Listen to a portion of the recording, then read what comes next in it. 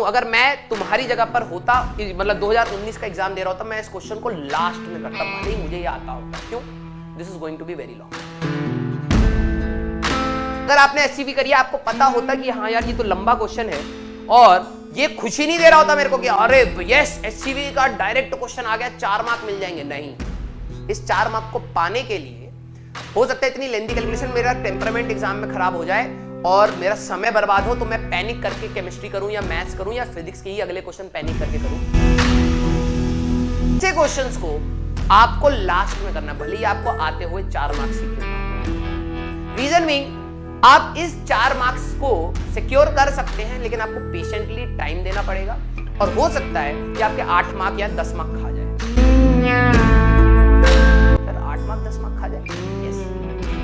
अगर ये गलत हुआ, नेगेटिव ले जाएगा, 5 गए, और इतना टाइम ले जाएगा कि आप कोई और क्वेश्चन भी छोड़ सकते थे, मतलब आपसे छूट सकता है।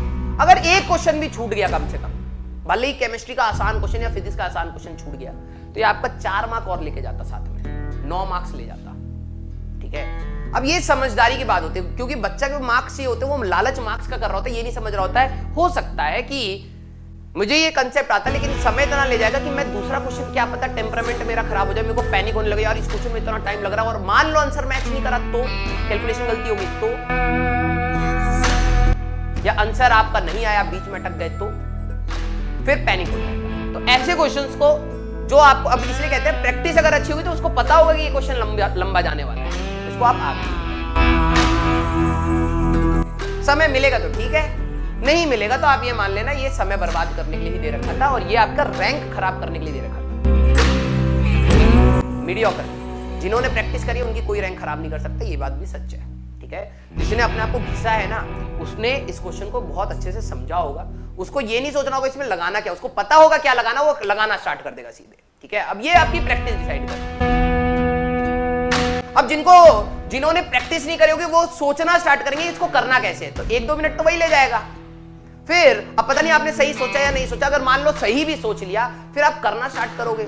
आप पहली बार क्वेश्चन उठा रहे होगे तो आपके अंदर से एक हिचक रहेगी, यार पता नहीं मैं सही डायरेक्शन में जा रहा हूं या नहीं, और जैसे ही लेंथ पकड़ेगा, लेंथ पकड़ते आधे लोगों को स्ट्रेस होने लग जाता है, यार मेरा तो दूसरा क्वेश्चन कर लेता।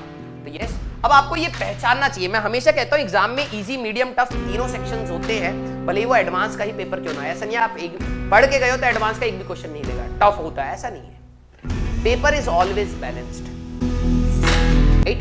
जिन बच्चों की तैयारी अच्छी है तो उनके इजी पोर्शंस बढ़ जाते हैं, मीडियम पोर्शंस उनके लिए भी बढ़ जाते हैं, लेकिन टफ पेपर उनको भी लगता है।